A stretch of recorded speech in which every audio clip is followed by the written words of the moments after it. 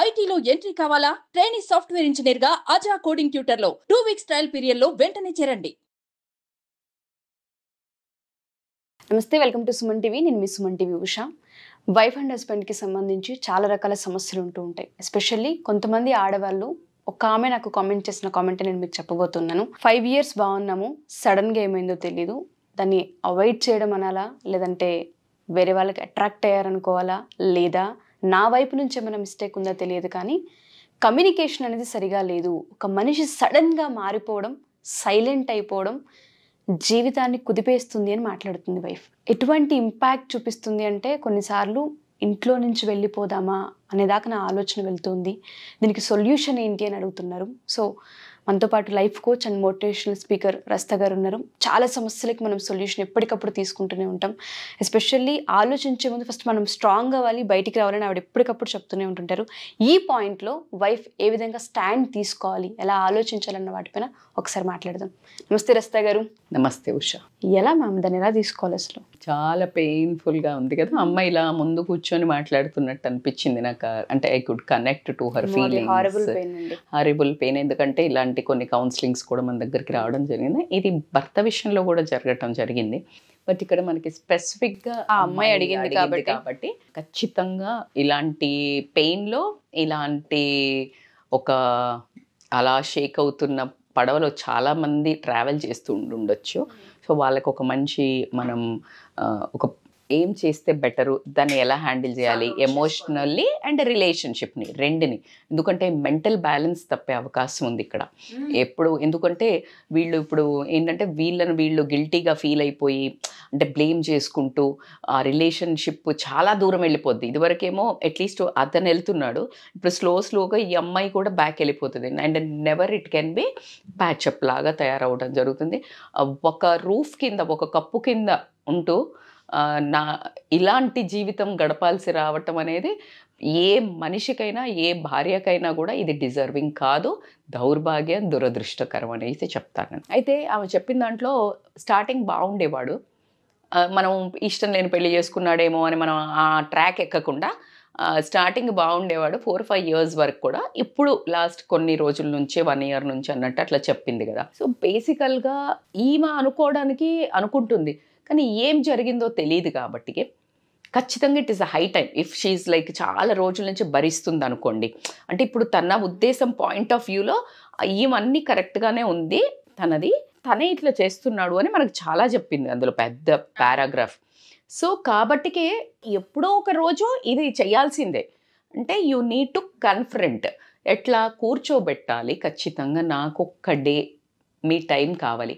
చాలా వరకు ఇవ్వరు. ఎందుకు అంటే ఇట్స్ వేస్ట్ ఆఫ్ డిస్కషన్ అన్నట్టు ఫీలింగ్ వాళ్ళ. ఎగ్జాక్ట్లీ. చిన్నవి ఇంకెక్కువ పెయిన్ అంటే ఎందుకంటే వాళ్ళ లైఫ్లో సాఫీగా సాగిపోతోంది, వాళ్ళకి పెయిన్ లేదు. ఇక్కడ ప్రతి ఒక్క ఏదైనా ఒక రిలేషన్షిప్ స్ట్రెయిన్ అవుతున్న టైంలో ఒకళ్ళు ఖచ్చితంగా పెయిన్ బేరర్ ఉంటారు, ఒకళ్ళు పెయిన్ గివర్ ఉంటారు. ఓకే. ఆ పెయిన్ ఇచ్చడానికి ఈ పెయిన్ గివర్ కారణమా, ఇంకా వేరే దగ్గర ప్లెజర్ గివర్ ఉండడం వలన వేరే వర్క్ ఏదైనా పెయిన్ ఇస్తుందా, ఇవి కొన్ని ఉంటాయి బ్యాక్గ్రౌండ్లో. ప్రతి ఒక్క దానికి ఒక రీజన్స్ అయితే ఉంటాయి. సో దీన్ని గురించి మరి నువ్వు మాత్రమే అడగగలుగుతావు. నేను అడగలేను అన్నప్పుడు నాకు ఓకే, ఇద్దరం కలిసి కౌన్సిలర్కి వెళ్దాము. If you are good able to talk to him, మంచిగా నేను మాట్లాడగలుగుతాను మేడం, ఏం మాట్లాడాలి అంటే కనుక నేను చెప్తాను. మాట్లాడలేను, నా వల్ల కాదు, నేను అసలు ఈ మనిషితో అంటే అది కూడా you have to express your feeling. కాబట్టికే మనం కూర్చొని మాట్లాడుకుందామా ఒకసారి. ఐ స్టేట్మెంట్ యూజ్ చేయండి. ఐ స్టేట్మెంట్ అంటే నాకు చాలా పెయిన్ అవుతుంది, నేను చాలా హర్ట్ అవుతున్నాను, మీ ఈ బిహేవియర్ ముందులాగా లేదు కాబట్టి నేను తీసుకోలేకపోతున్నాను. నేను ట్రై చేశా, ఎందుకంటే మీరు పనిలో ఉన్నారేమో, ఇంకేదైనా ఇష్యూస్ ఏమో అని నేను టైం ఇచ్చాను.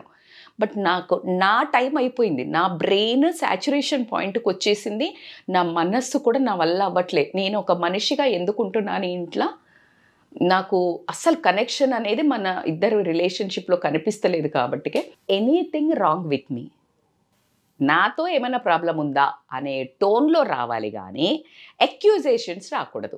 అక్యూజేషన్స్ అంటే ఏంటి అంటే, నువ్వు ఇట్లా చేస్తున్నావు, నువ్వు ఇట్లా చేసావు అనగానే వాళ్ళు ఆ రిట్రాక్ట్ మోడ్ అయ్యి అదంతా మళ్ళీ గుస్సా కోపం చాలా చిరాకు, ఆన్సర్లు ప్లెజర్గా రావు. ఎప్పుడు కానీ గుర్తుపెట్టుకోండి, మీరు ఆ మనిషితో బంధం, ఏ ఫ్రెండ్షిప్ కానీ, వైఫ్ అండ్ హస్బెండ్ కానీ, అత్త కోడలు కానీ, ఆడపడుచు కానీ, కాలీగ్స్ కానీ, బాస్ కానీ, when you want to live with that relationship, it's a very clear, your tone should be normal. You can't question, you can't blame, you can't taunt, you can't ask, tell me the reason. You can't. ఎప్పుడైతే ఒక మనిషికి ఆ బాణము ఆ లెవెల్లో పోయిందో ఇంకొక బాణం వెయ్యాలనిపిస్తుంది. అది by default action prick types. ఎందుకంటే వాళ్ళకు నువ్వు జోన్ అవుట్ చేసేసినావు ఫస్టే. అట్లా అటాక్ చేయకూడదు ఎప్పుడు కానీ. You need to express your feelings in a very sober way. By that ఆ పర్సన్కి ఆన్సర్ చెప్పకుండా ఉండలేని ఫీలింగ్ ఖచ్చితంగా కార్నర్ చేసేయాల్సిందే. See this is like how my life was. నా లైఫ్ ఇలా ఉండింది, మనం ఎంత బాగుండేవాళ్ళం. నా జీవితంలో you are the most important person.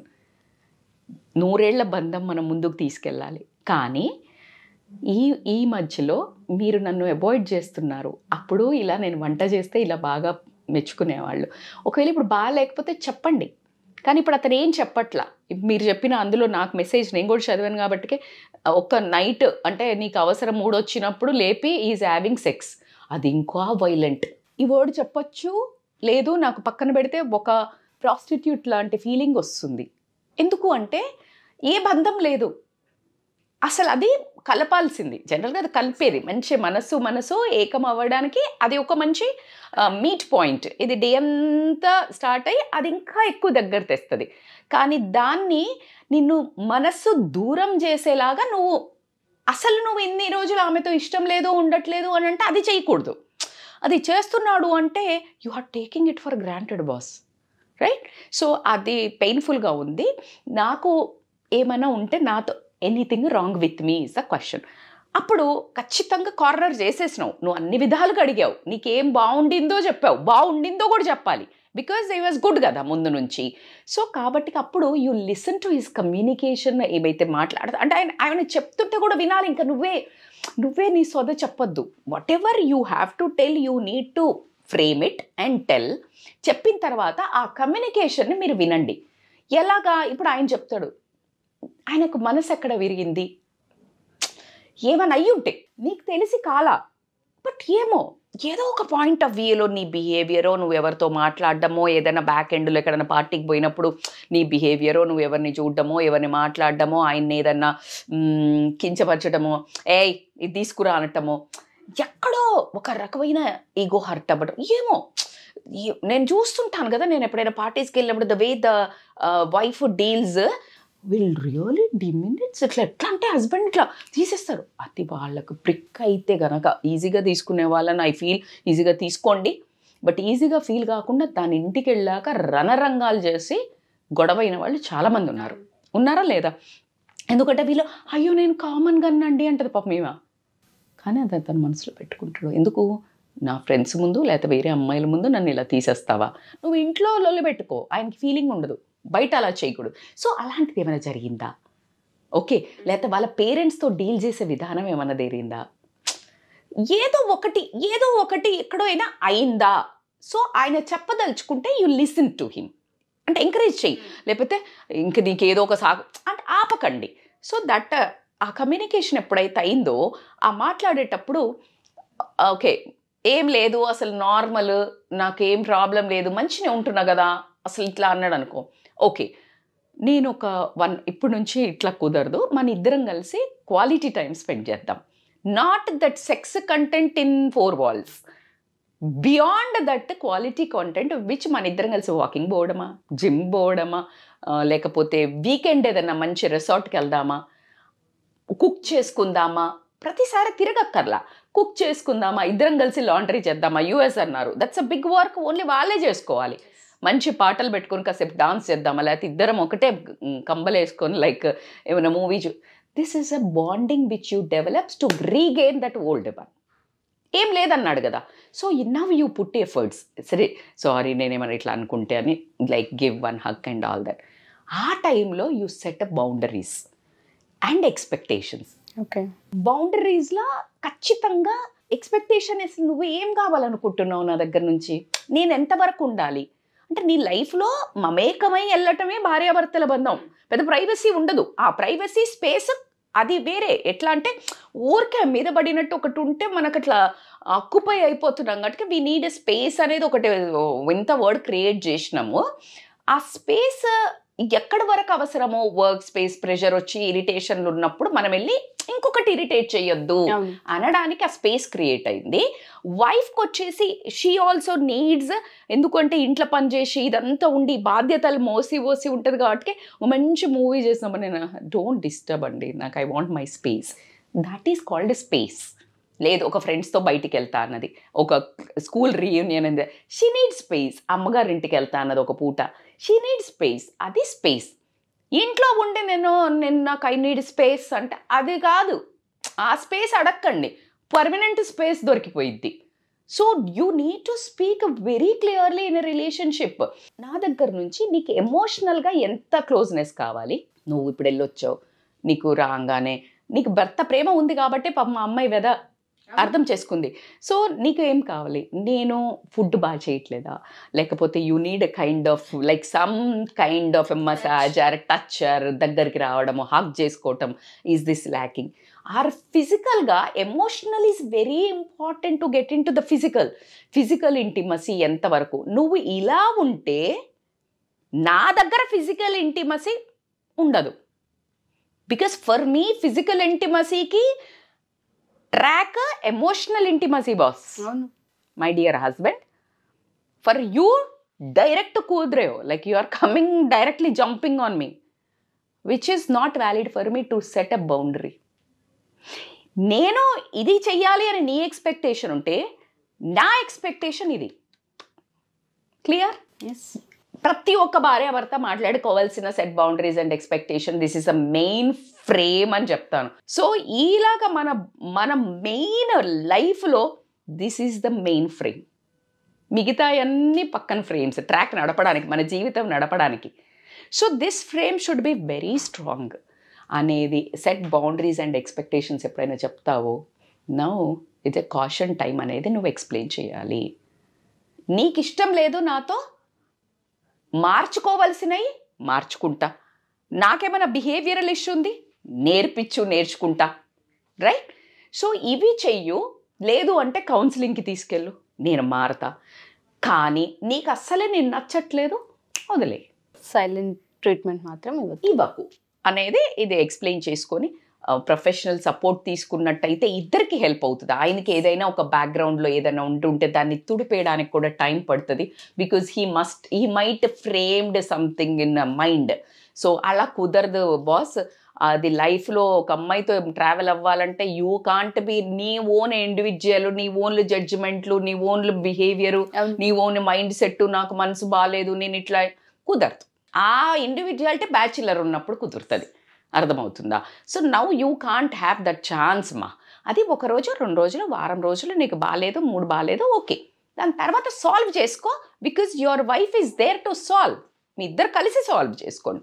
అట్లా కాకుండా నా ఉద్దేశంలో నేను చెప్పేది ఏంటి అని అంటే, ఖచ్చితంగా రికగ్నైజేషను, మెచ్చుకోవటాలు, అప్లాడ్ చేయటం, ఇవి కూడా ఇప్పుడు ఆయన కష్టపడి ఏదైనా రాగానే లేకపోతే అందం గురించి అనండి, అమ్మాయినే పొగడాలని ఎవడు చెప్పాడు? ఊరికే అమ్మాయినే అక్కర్లేదు, అబ్బాయిని కూడా పొగడచ్చు. అబ్బాయిని కూడా చక్కగా ముక్కో, కళ్ళో, అందమో, పర్సనాలిటీయో, బిహేవియరో ఏదో ఒకటి ఉంటుంది. నీకు అందం అంటే ఓన్లీ అవుట్లుక్ గురించి నేను ఎప్పుడూ మాట్లాడను, ఆయన బిహేవియరు, ఎవ్రీథింగ్. అప్పుడు నేను ఏది చేసినా బాగుంది అనేవాళ్ళు. సో నువ్వు 10 మంది ఉన్నప్పుడు అది చెప్పు. మా ఆయన అయితే అస్సలు సతాయించాడు తెలుసు. కొంతమంది చెప్తున్నారు, అమ్మా ఆయన కొండి పెట్టలేక చచ్చిపోతున్నాను రా బాబు, ఏమీ మెచ్చాడు అనగానే యూ గాట్ ద ఆపర్చునిటీ. మా ఆయన అయితే అమేజింగ్, అసలు ఏం చేసినా మెచ్చుకుంటాడు, పొగుడుతాడు. నాకైతే లక్కీ, నేను కత్తం అక్కడ బోల్డ్. ఉన్నదే చెప్పండి, మోసం చెయ్యమని చెప్పట్లే. కాకపోతే ఇంత ఉంటే ఇంత చెయ్యండి, ఏమవుతుంది? ఎవరికో చీజీ లైన్స్ వేస్తాం. Why not to wife and husband? Making sense? ఇప్పుడు ఆ అమ్మాయికి నేను యాజ్ ఎ విమెన్ ఒక అడ్వైస్, ఎంత పెయిన్ని తీసుకోకు. Self care is the most important thing. వేరే మనిషి చేసేదానికి నువ్వు బాధ్యురాలు కాదు. అంటే ఆ బిహేవియరల్కి తన బిహేవియరల్ ప్రాబ్లము.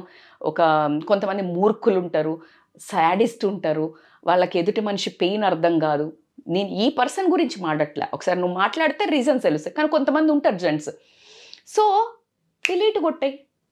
నువ్వు వెళ్ళలేకపోవచ్చు బయటికి, ప్రతిసారి అందరు విడాకులు ఇచ్చేయి అని చెప్పటం అంత ఈజీ కాదు. వెళ్ళలేము, వెళ్ళకూడదని కూడా చెప్తాను. బట్ రియాండ్ నిన్ను ముంచి, నిన్ను సఫకేట్ చేసి, నిన్ను సూసైడ్ చేసుకునేదాకా మనస్సుని ప్రతిసారి మనిషే చేసుకోక్కర్లేదు. అందరూ they will talk more about the things చేసుకునేవి. కానీ నేనేమంటాను, లోపల అయ్యే ఒక హత్యలు ఉంటాయి కదా, అవి ఎన్నో జరుగుతుంటాయి డైలీ లైఫ్లో. సో ఆ ఫీలింగ్కి వచ్చినప్పుడు దెన్ ఇలా ఉంటే అయితే నాకు నడవదు, లెట్స్ డిపార్ట్ అని మాట్లాడుకోండి. కానీ దానికంటే ముందు అన్ని విధాల నువ్వు సెల్ఫ్ ఎంపవర్ అవ్వు, సెల్ఫ్ కేర్ తీసుకో, ఎక్సర్సైజ్ చేయి, మంచి ఫుడ్ తిను, ఏదో ఒక హాబీలో జాయిన్గా మంచి ఫ్లవర్ థెరపీ చేయించుకో, లేకపోతే మ్యూజిక్ థెరపీకి. Somehow you connect to the world is so big. If you are not dared enough to disconnect from this guy, our society మనకన్నీ ఉన్నాయి, అట్లా వదిలేసుకుంటూ పోతే ఎవ్వరు దొరకరు.